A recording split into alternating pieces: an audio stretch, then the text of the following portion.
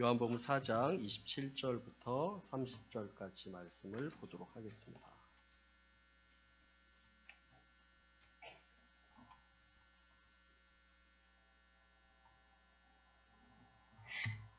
자, 우리 함께 합독하도록 하겠습니다. 자, 시작.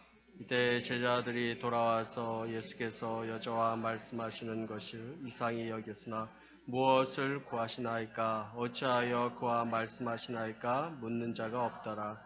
여자가 물동이를 버려두고 동네로 들어가서 사람들에게 이르되 내가 행한 모든 일을 내게 말한 사람을 와서 보라. 이는 그리스도가 아니냐 하니 그들이 동네에서 나와 예수께로 오더라. 아멘. 예, 남자 개그맨 중에서 이동우라는 그런 사람이 있습니다. 그런데 그 사람이 이제 결혼하고 나서 한 100일 정도 지났는데 망막 색소 변형증이란 병을 앓기 시작하는 것입니다. 그래서 시력을 완전히 잃게 되었습니다. 그런데 이 사연을 들은 이제 천안에 있는 한 남성이 자신의 눈을 기증하겠다고 병원을 통해서 연락을 하였습니다.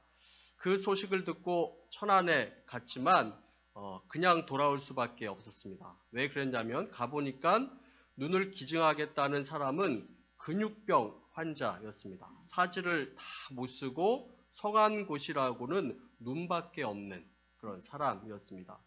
그냥 돌아온 그에게 왜 돌아왔느냐, 그냥 돌아왔느냐라고 이렇게 묻자 그가 이렇게 대답했다고 합니다.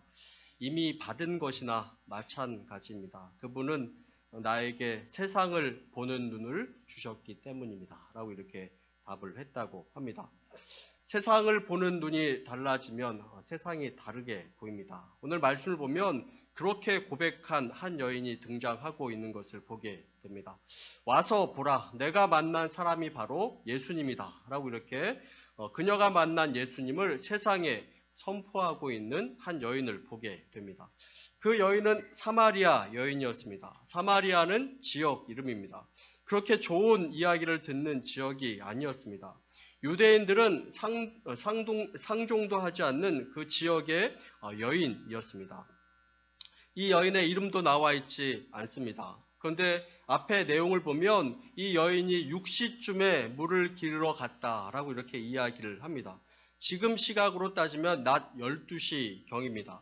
가장 햇빛이 뜨거울 때 그녀는 아무도 물을 기르러 오지 않을 그때를 선택하여서 사람들의 시선을 피해서 물을 기르러 왔던 사람이었습니다.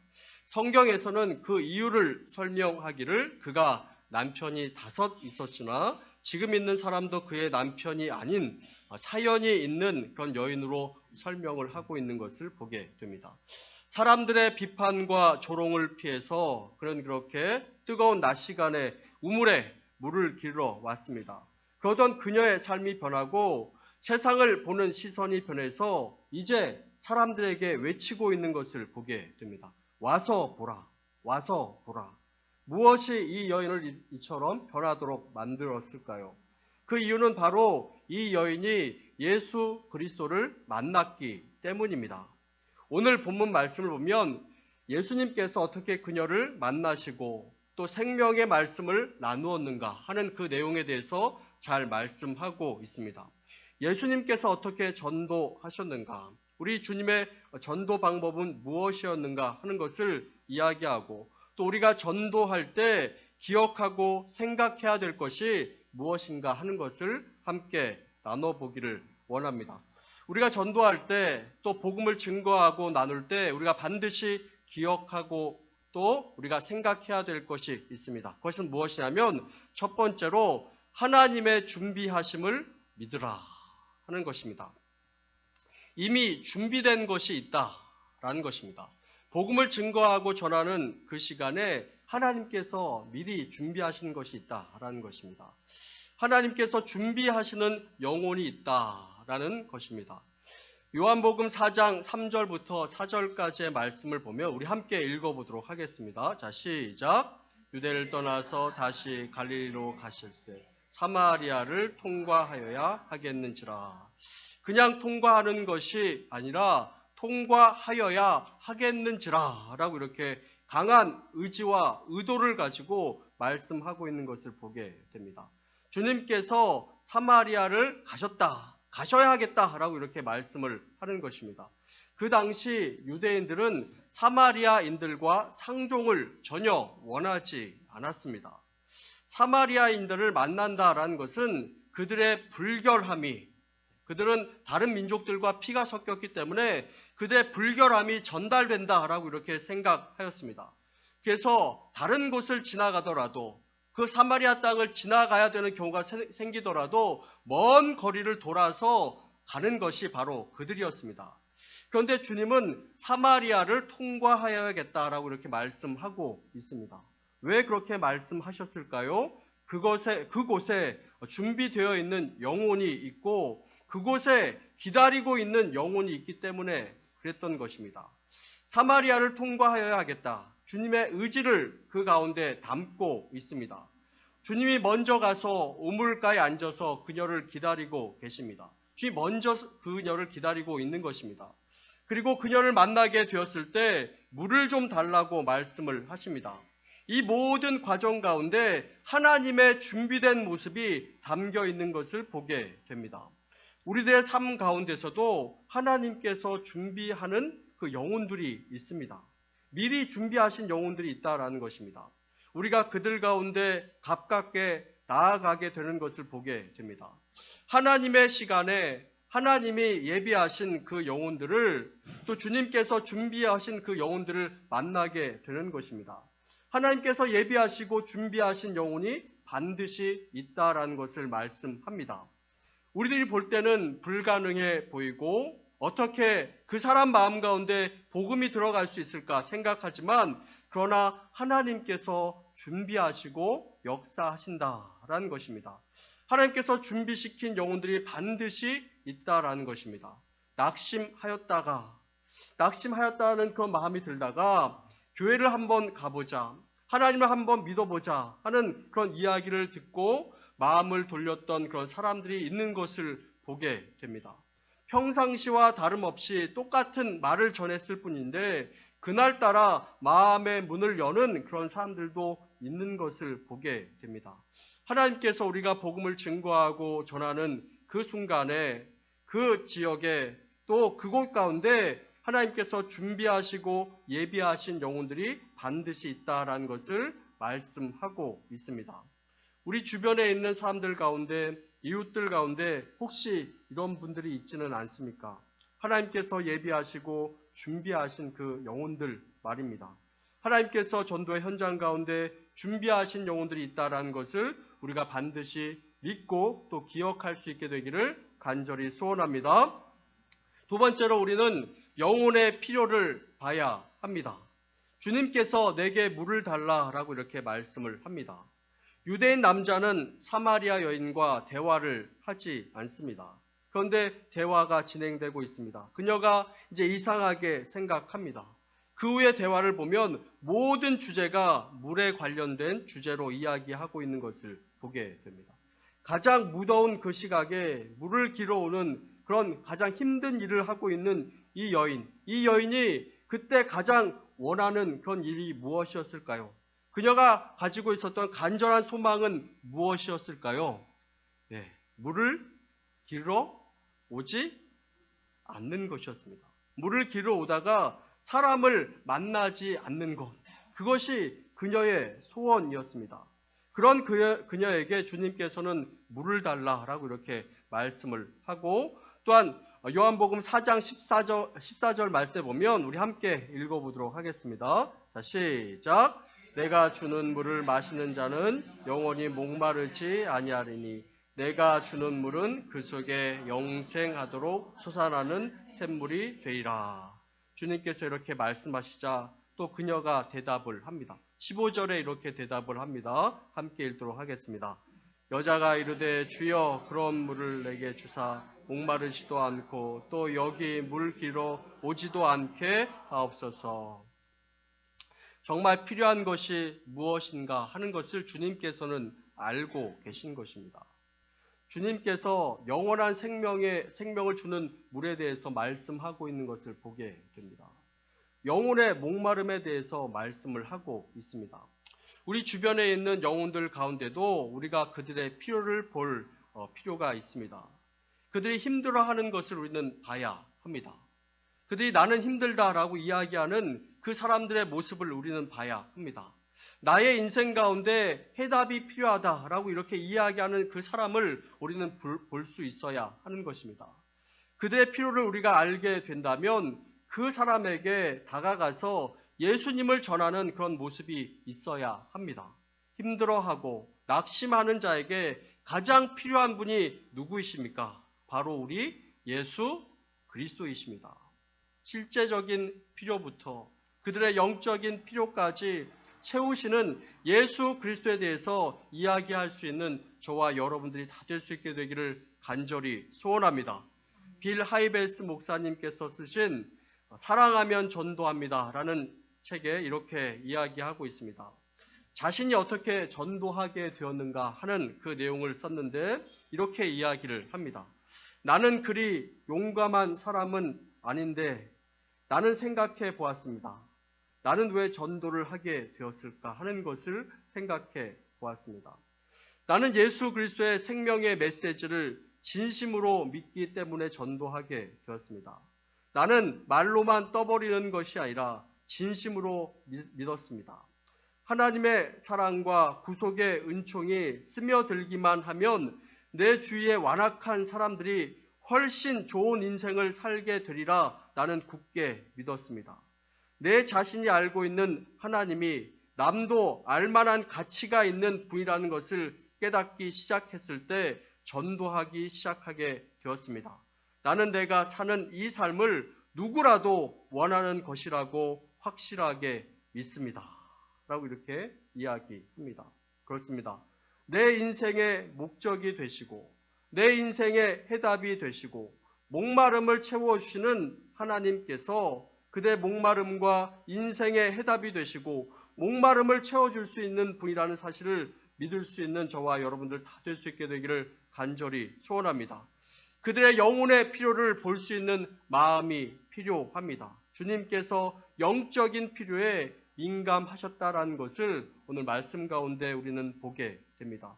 우리가 전도를 하게 될 때 세 번째로 필요한 것이 무엇이겠습니까? 세 번째로 필요한 것은 영혼 구원에 대한 그 열정이 우리 마음 가운데 있어야 합니다.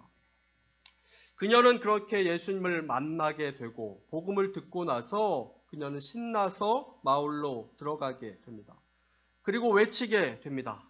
와서 보라, 와서 보라 라고 이렇게 외칩니다. 내가 예수 그리스도를 만났다라고 이렇게 외칩니다. 자신이 예수 그리스도를 만난 사건에 대해서 전하고 이야기하고 있는 그 모습을 보게 됩니다. 그때 제자들이 주님께 드릴 음식을 가지고 오게 됩니다. 주님께 음식을 드리려고 했더니 주님께서 필요 없다라고 이렇게 말씀을 합니다. 우리 요한복음 4장 32절부터 34절까지 말씀을 우리 함께 읽어보도록 하겠습니다. 자, 시작. 이르시되 내게는 너희가 알지 못하는 먹을 양식이 있느니라. 제자들이 서로 말하되 누가 잡수실 것을 갖다 드렸는가 하니 예수께서 이르시되 나의 양식은 나를 보내신 이의 뜻을 행하며 그의 일을 온전히 이루는 이것이니라 라고 이렇게 말씀을 합니다. 주님께서 양식이 나는 필요 없다라고 이렇게 말씀합니다. 나는 안 먹어도 먹은 것처럼 지금 배부르다라고 이렇게 말씀을 하고 있습니다. 왜 그렇습니까? 그곳에서는 또 거기에는 만족함이 있었기 때문에 그렇습니다. 기쁨이 있었기 때문에 그렇습니다. 또 성취감이 있었기 때문에 그렇습니다. 그래서 안 먹어도 배가 부르다. 내가 배가 고프지 않는 그 이유에 대해서 말씀하고 있는 것입니다. 그 이유는 무엇이냐면 내가 더 좋은 양식을 먹었기 때문이고 그 양식은 나를 보내신 이의 뜻을 행하며 그의 일을 온전히 이루는 것이다 라고 이렇게 말씀하고 있습니다. 그래서 사마리아 여인에게 하나님의 말씀을 나눈 것이 나의 양식이라 라고 이렇게 말씀하고 있는 것을 보게 됩니다. 여러분, 양식이 얼마나 중요합니까? 먹는 것이 얼마나 중요합니까? 다이어트를 해보거나 또 몸이 아파서 식사를 해보지 못한 사람은 이 먹는 것이 얼마나 중요한가라는 것을 알게 됩니다. 먹지 못하면 어떻게 됩니까? 먹지 못하면 힘이 빠집니다. 그리고 우울해지기 시작합니다. 또 삶이 건조해지기 시작합니다. 의미를 잃어버리고 힘이 없고 인간관계도 어려워지는 것을 경험하게 됩니다.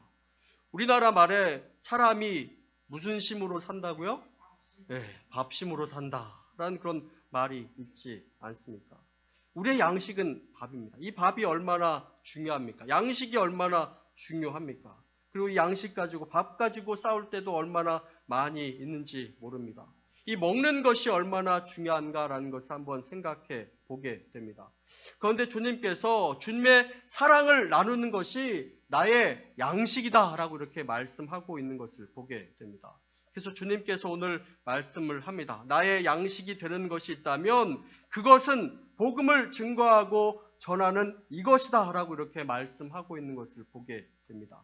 여기에 힘이 있고 여기에 능력이 있고 여기에 만족이 있고 여기에 성취가 있다라는 것을 말씀하고 있는 것입니다. 그것이 주님께서 하신 그 말씀이 또한 우리의 고백이 될 수 있게 되기를 간절히 소원합니다.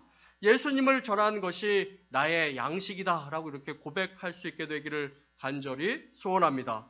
쉰들러 리스트라는 그런 영화가 있습니다. 실화적인 내용을 담고 있는 그런 영화입니다. 그 주인공의 이름이 오스카 쉰들러라는 사람입니다.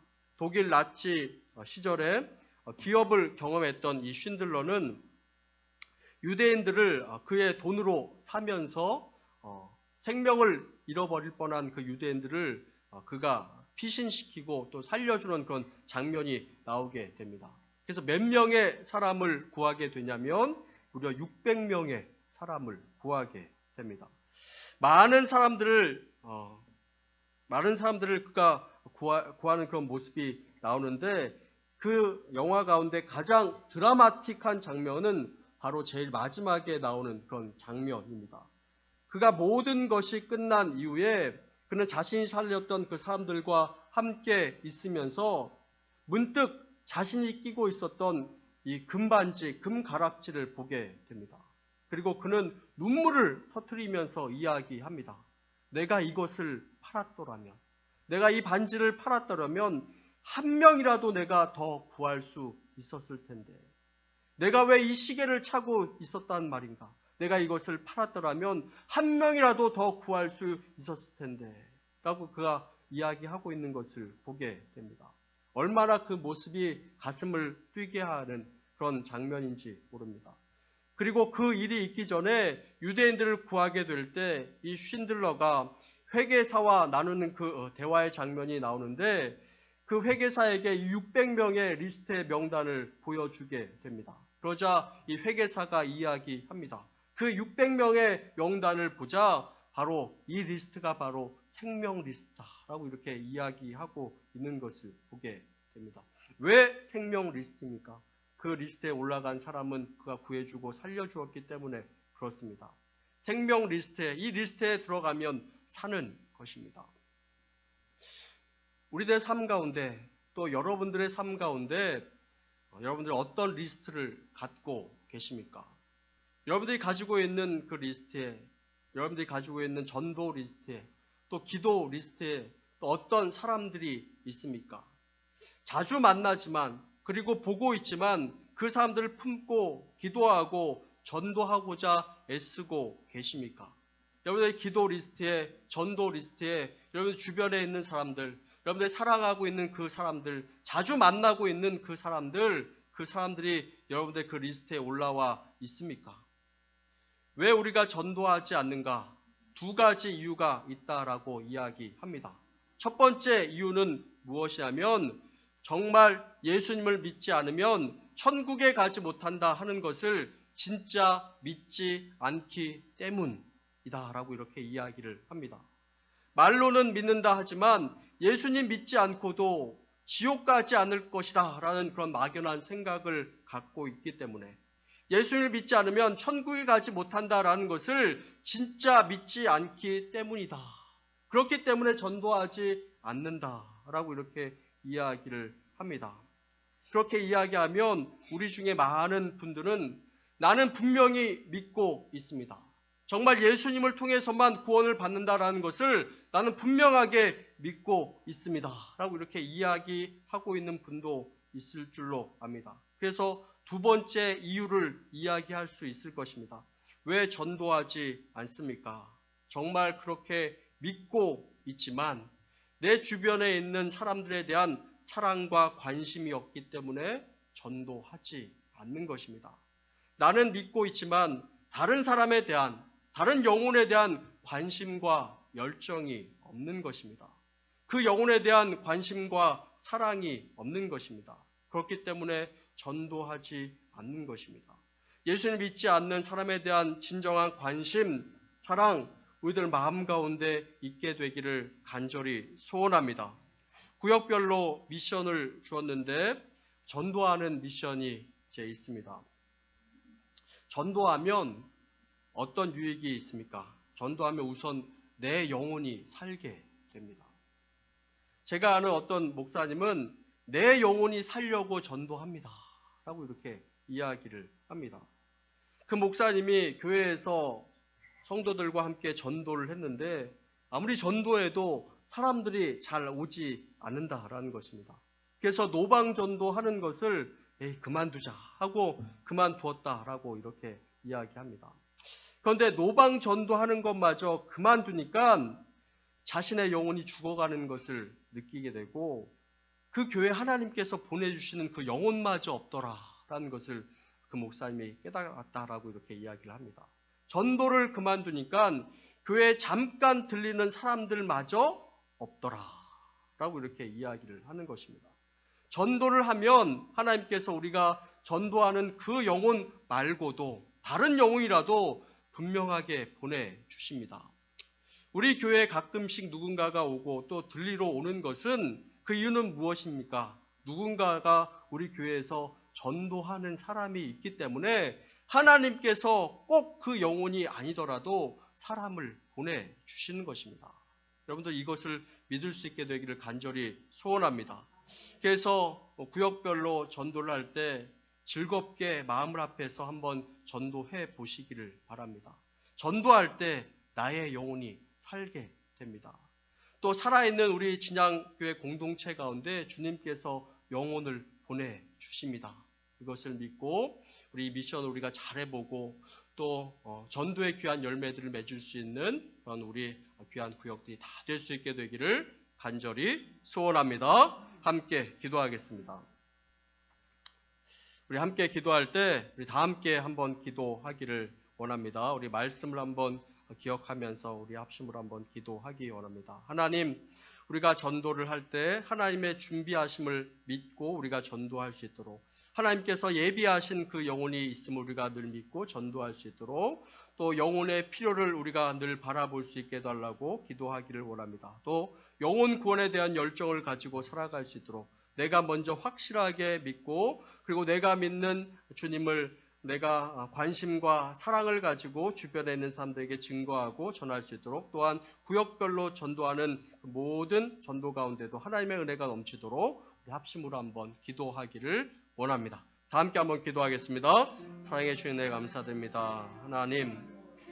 하나님께서 전도의 현장 가운데 함께 하시고 또 전도의 현장 가운데 늘 동행해 주심 우리가 늘 믿을 수 있도록 인도하여 주옵소서.